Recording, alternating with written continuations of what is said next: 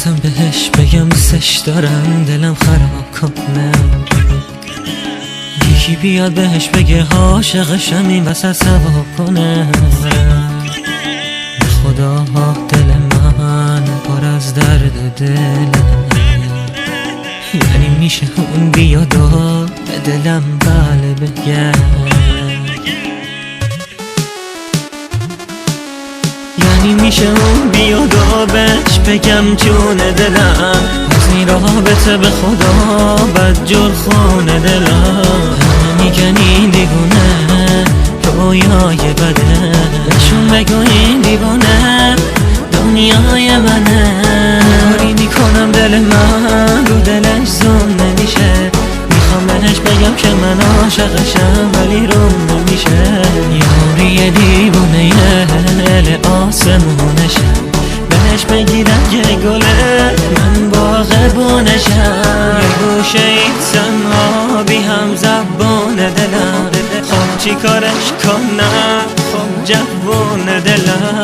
که میگی منو نمیخوای حرف زوریه، اگه بری سهم دلم همیشه سوتا کوریه.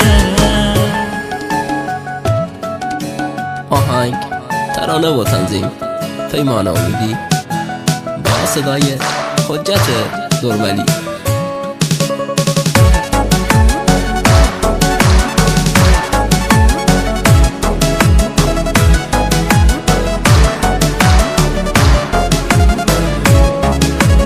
میترسم بهش بگم دوستش دارم دلم خراب کنه، یکی بیاد بهش بگه عاشقشم این وسط سوا کنه. خدا دل من پر از درد دل، یعنی میشه اون بیاد و به دلم بله بگه،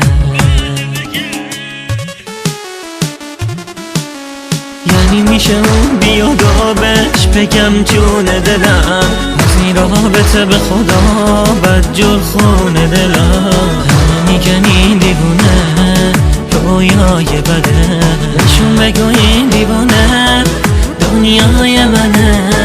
کاری میکنم دل من رو دلش زوم نمیشه، میخوام بهش بگم که من عاشقشم ولی روم نمیشه. یاری دیوونه دل آسمونشه، بهش بگیرم یه گله من باغبونشم.